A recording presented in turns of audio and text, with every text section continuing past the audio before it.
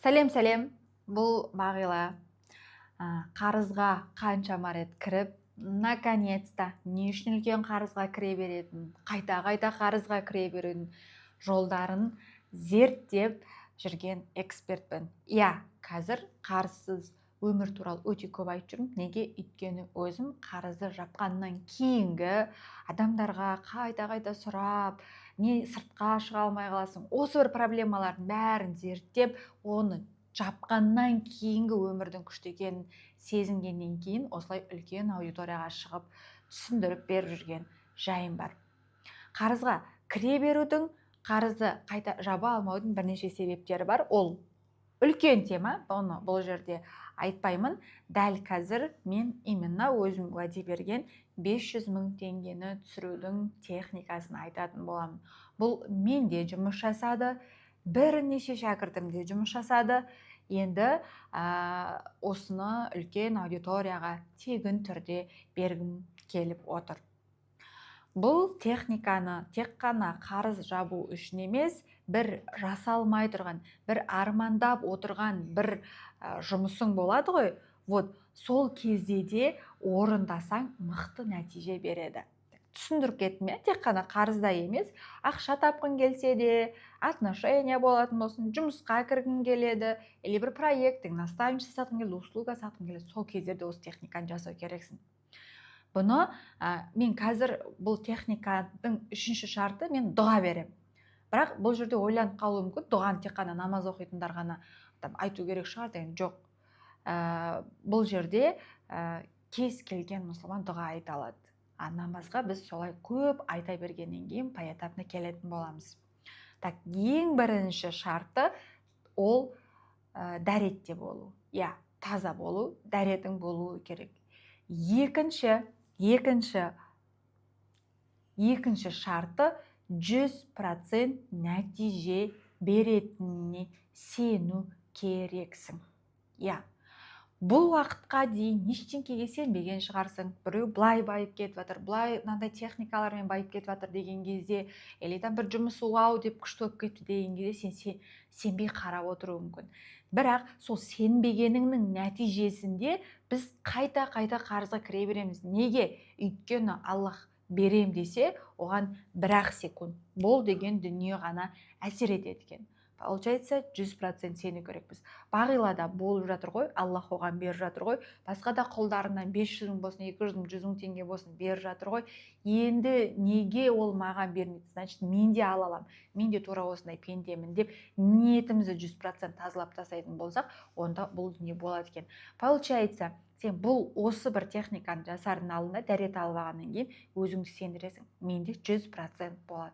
Болмай қалуы мүмкін емес. Аллах берем десе, кез келген уақытта береді деп біз осы дүниеге сенеді екенбіз. 100% фокусты осыған бөлеміз. Бірақ бұның бір алғы шарты бар, бұның бір жасалу керек әрекеті бар. Жасағаннан кейін нәтижесін күтіп отырмау. Бізді минусқа кетіретін осы ожидание. Біз, когда ничего не ожидаем, біз күнделікті чудо болатын дүниелерді көріп отырамыз. Ал когда біз ожидать етеміз, маған айттым ғой, неғып маған 500 000 теңге түспей жатыр деген сияқты. Жоқ, ол жерде болмайды. Енді 100% фокус қойғаннан кейін сен 500 000 теңгені қалай тапқың келіп тұр? Примерно елестетеміз. Бұл кезде уже мидың нейрондары сене бастайды. Біз елестетеміз, мына жақтан былай түсіп жатыр. Мысалы, мен жасаған кезде былай елестеттім. Азында тұрдым да, осы ниетімді барлығын айттым. Айттым, қазір мен осындай бір дүниелер жасаймын, инстаграмға шығам, одан кейін барып осындай бір наставничество туралы айтам.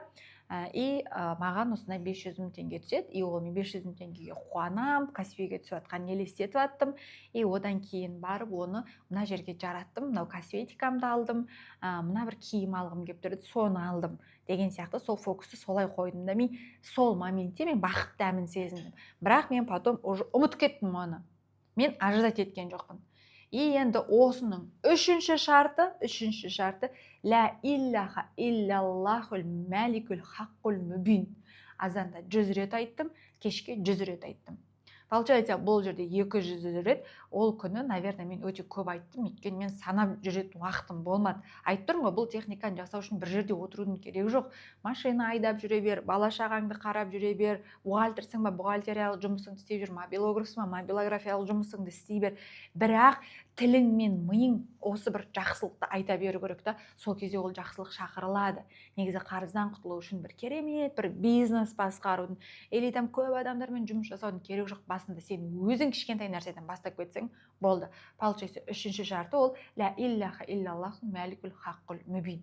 Осыны азанда және де кешке 100 рет айту. Осы техника мен жұмыстарымның арасында жүріп істеп жүріп, тура сол күні кешке маған 500 000 теңге түскен болатын. Ал менің басқа эксперттарымда басқа осы техника каналын алған адамдардың ішінде отношениясы күшті болып кеткен. Яғни айта берген, получается, сол отношениясында проблема болып тұрғанда, осы ля илляха иллаллах мәликул хаққул мүбин деп айта бергенде, отношенияларында кәдімгідей жылулық пайда болған. Күйеу айфон алып берген. Получается, бұл дегеніміз не? Бұл Алладан сұрау. Бәтеңкеңнің бауын да Алладан сұрау керек. Осындай дұғалармен, таза ниетіңмен, 100% сенуіңмен, ажырат етпеуіңмен. Сол кезде бізде нәтижелер болады. Тура осыны қазір видеоны 5 рет көр, 6 рет көр, және де жазып ал. И бірінші кезде сенбейсің, мида сенбейді. Өйткені осы атқан ештеңе сенген жоқпыз ғой. Екіншісі, үшінші, төртінші. И когда уже нәтиже келеді, төртінші, бесіншісінде, себебі сен сенген кезде бір жерді ұра берсең тесілетіні сияқты, бір нәрсені істей берсең сол жерде нәтиже шығады. Көп бір керемет техникаларды азаннан кешке дейін бір күніне 10 техника жасаудың керегі жоқ, оған ми сенбейді.